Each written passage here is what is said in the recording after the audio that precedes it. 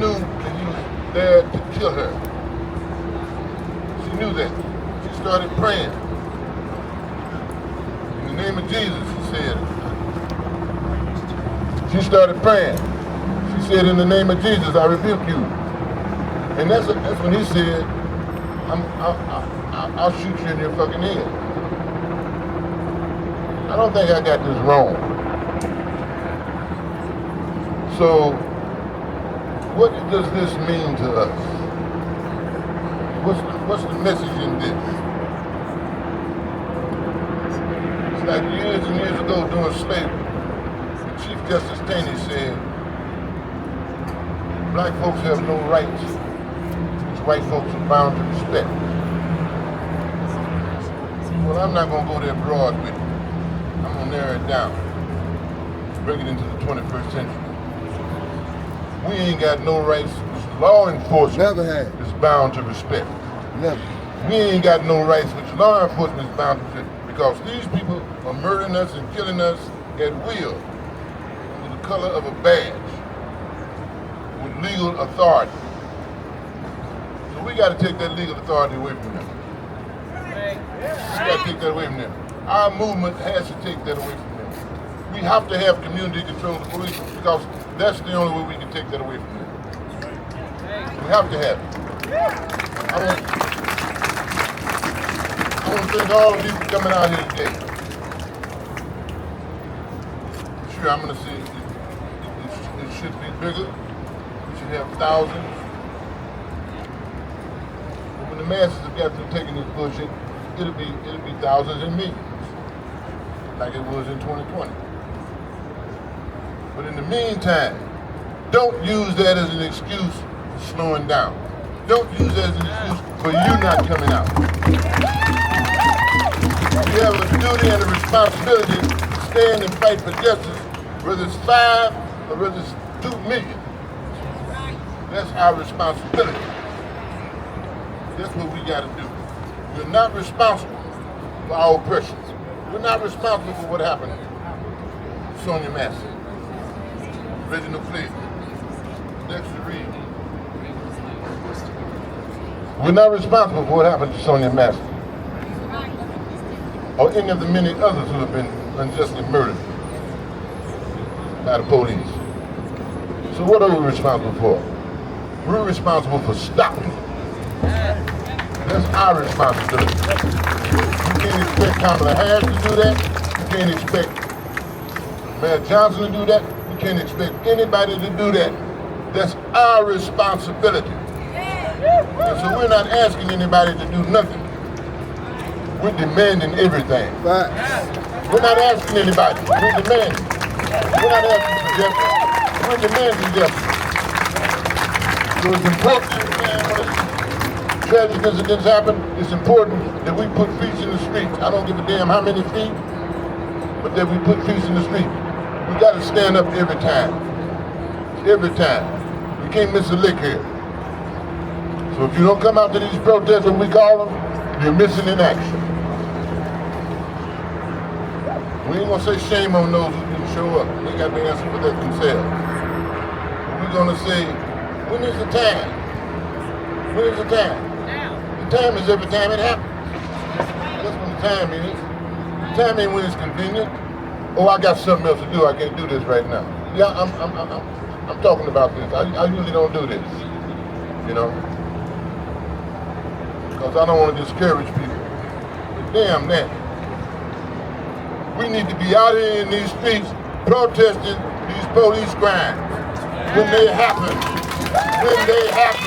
Every time they happen. They ain't letting them, we should let up. He didn't show no mercy, so we shouldn't show any either. He didn't show no mercy, so he should get no mercy. He should be prosecuted to the fullest extent of the law. To the fullest extent of the law. Somebody asked me, say, but what about the death penalty? I don't believe in the death penalty, but you know what? This case I do. You know what? I believe in blood debt. I believe in blood debt. And you ain't got to believe like I do, but I'm telling you. Now we have a federal law, and we fought for that federal law during the civil rights movement, that can give somebody the death penalty if they murder you in violation of your civil and human rights. Did you know that? No. Title 18 United States Code, section 241, 243. Don't take my word for it, check it out. We're demanding the full execution of the law here. We want federal intervention. Prosecute him to the fullest extent of the law. Give him the maximum penalty if you can. That's what we're asking for. We're demanding justice, justice, justice. We're not playing here. So we want from the president on down to the local officials to hear our demand. We are demanding justice in all of these cases. All of these cases. Because that's what the message to us is from this wanted, brutal, savage murder of Sonya Massey. Thank you, comrades. Thank you for coming out.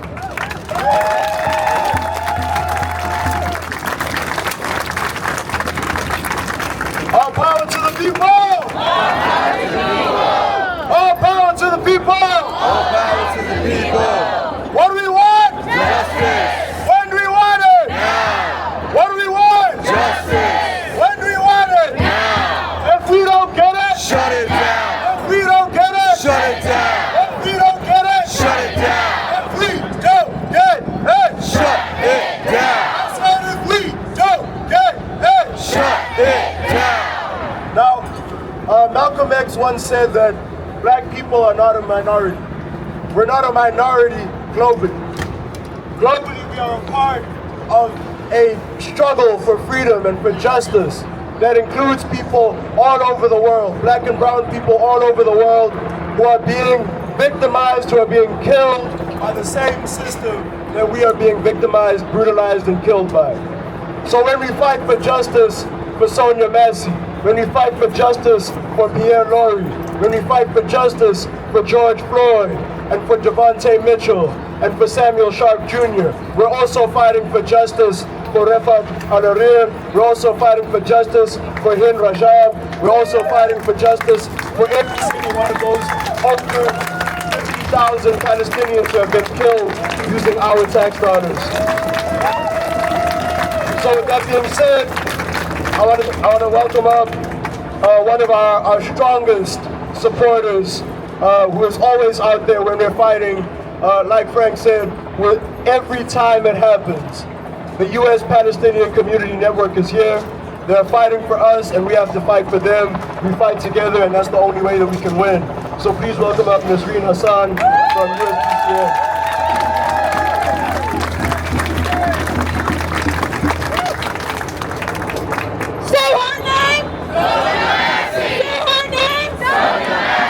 Now repeat after me.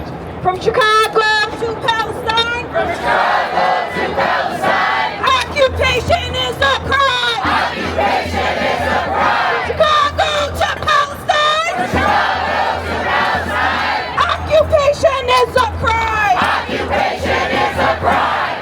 Hi everybody. I'm honored to speak today, but at the same time I am numb, I am saddened, and I was reflecting. When I was asked to speak, I was reflecting about how many times I have had to speak not only of the deaths and carnage in Palestine, but how it coincides to all the rallies I spoke about of black deaths. For over 10 years, I've been speaking with the Chicago Alliance, and I want to reflect on some of the speeches that I've spoken at. I spoke on a speech for a rally for Rakia Boyd, Ronnie Man Johnson, Philando Castillo, Breonna Taylor, Laquan McDonald, Freddie Gray, Tamir Rice, Sandra Bland, and the list goes on. That ain't even 1%. That ain't even 0.1% of black bodies that have been killed by law enforcement. This shit is going on, excuse my language to the little kids, but it's been going on. Say his name. This has been going on. And every time I've been speaking at these rallies, on the death of these black bodies. It always coincides with the Palestinian massacre, whether it's happening in the West Bank or Gaza. Today, I'm speaking, and rest in power, Sonya Massey. While I'm speaking on Sonya Massey, just an hour ago, 30 Palestinians were killed in the span of 10 minutes in a refugee camp. 30 Palestinian kids, under 10 minutes, were murdered in a refugee camp. The same system that refuses to hold these police officers accountable is the same system that is looking over and not holding the IOF that are murdering my people. It's the same damn system. The same system that feeds off the death of Palestinian lives is the same system that operates on anti-blackness. You can put all the representation you can into the courts, into the system, but what does that mean if you cannot dismantle the system that upholds white supremacy? The same system that surveillances black and brown communities is the same system that surveillances my community here and abroad. The same system that claims that they have to kill us for safety for all. That ain't right! That ain't right! The Israeli occupation forces and the U.S. police forces have shared interest in criminalizing our communities and using quote-unquote anti-terrorism laws to justify their brutality. We know that the U.S. has sent over 650 police departments to be trained by the IOF, and they bring back those tactics to kill and surveillance black and brown communities in the name of anti-terrorism, in the name for U.S. security. Say that ain't right! That ain't right! There are so many parallels to our community. There's so many parallels in our community. I could go on. Like I said, the impunity for IOF soldiers and the impunity for Chicago police and all police departments. Let's remember, when Mike Brown was killed, Darren Wilson was let free and he got a book deal. Let's remember when George Zimmerman murdered Trayvon Martin, he had all these TV interviews and people auctioned off his art. Let's not be too happy. Let's not be too happy that Sean Grayson got arrested, because the system is the one that let him out with impunity. It's the system that's guilty, not only Sean Grayson. This man was discharged from the Army for misconduct, and they let him get hired in 6 different police departments in 4 years. Do you all know what happens when you get discharged from the Army? You know what you have to do to get discharged from the U.S. Army? It's pretty nasty. It's pretty nasty. And let me tell you something. They use terms against both of our communities. They use the term barbaric. They call our babies adults. Do you not notice when a Palestinian baby is killed or a black baby is killed, they're not called a child or a baby? They're called an adult. Shame! We live in a society where there was a lie spread that Palestinians beheaded 40 babies. It turned out not to be true. Sarah Cinder from CNN had to denounce it in a 1-minute segment, but she spent weeks and weeks and weeks spreading that lie. Well, yesterday I was on Instagram watching literally Palestinian babies being beheaded. I watch my babies being beheaded. Palestinian babies being beheaded, and no one gives a damn. Because the media and this system does not see Palestinians, and they do not see black people as human. Everybody has blood on their hands. Shame. Shame. And I want to say something else before I leave off. There's so much to be said, and there's so many parallels. July is Disability Pride Month. And for those who don't know, there are people who have disabilities that are visible and not visible. Please excuse me. Sonya Massey had a disability. The cops did not only not see her as human because she was a black woman, they did not see her as human because she had a disability. So everybody, Sonya Massey is a women's rights issue. Sonya Massey is a black liberation issue. Sonya Massey is a Palestine issue. Sonya Massey is a disability rights issue. You cannot talk about that if you don't talk about disability rights.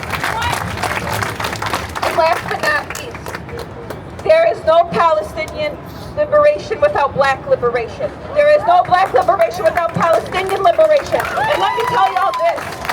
If I am granted right of return to my homeland, go back to West Jerusalem where my family was killed and exiled from. If I get the right of return, right, and black people here and black people all over the world are still suffering, that means I'm not liberated. Right of return means nothing if black people are still facing oppression.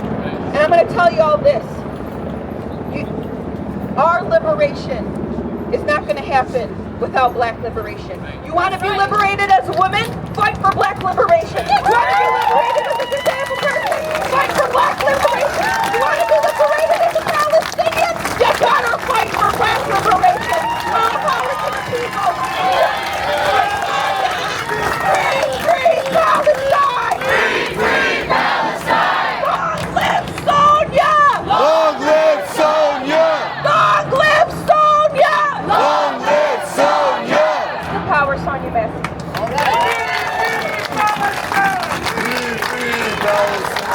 From the river to the sea! From the river to the sea! Palestine will be free! Palestine will be free! From the sea to the river! From the sea to the river! Palestine will live forever! Palestine will live forever! If y'all will forgive me, I'll do another chant. The people united will never be defeated! The people united will never be defeated! El pueblo unido jamás será vencido!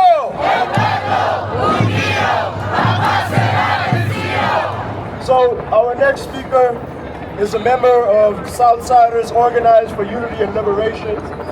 Please welcome up Justin Russell.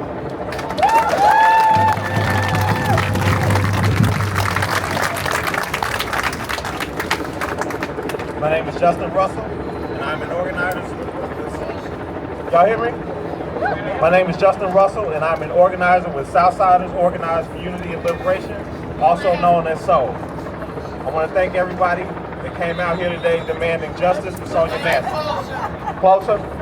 I want to thank everybody for coming out today demanding justice for Sonia Massey. Sonia should be here with us today.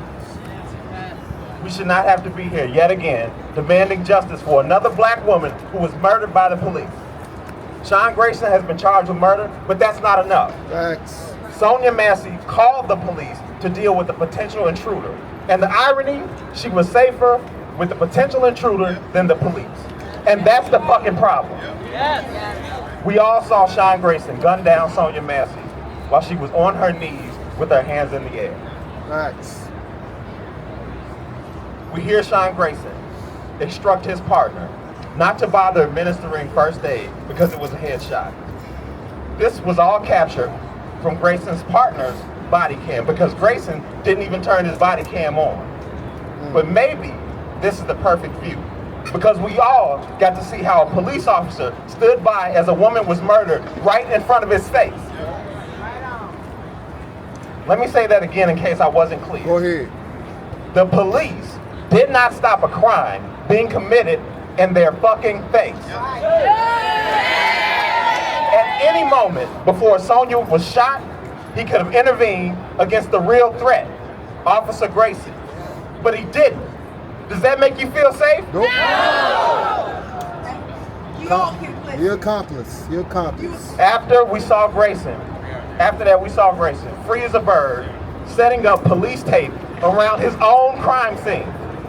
Huh. Sean Grayson was the real threat that night, and he walked around freely while multiple officers watched. Again, we didn't need Sherlock to crack this crime. The murderer was right there in front of their faces,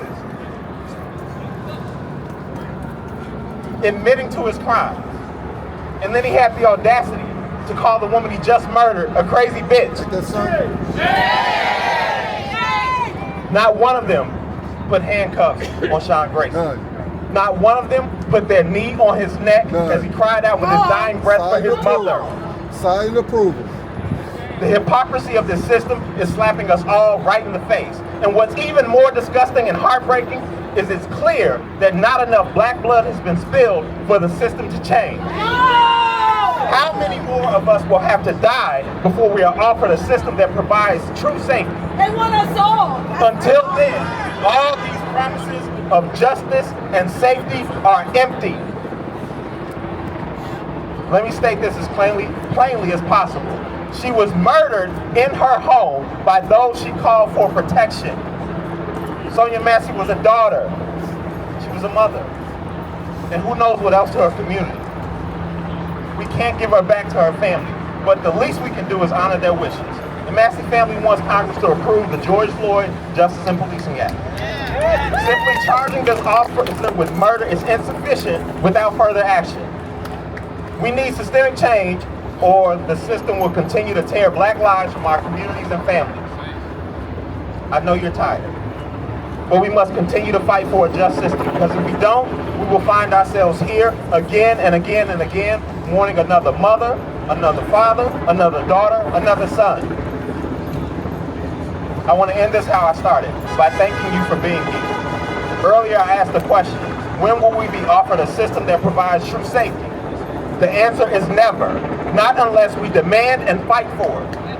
Because who keeps us safe? Who keeps us safe? Call your legislators, join the organization, keep showing up. So one day, we won't have to be out here because the need will no longer exist. Thank you.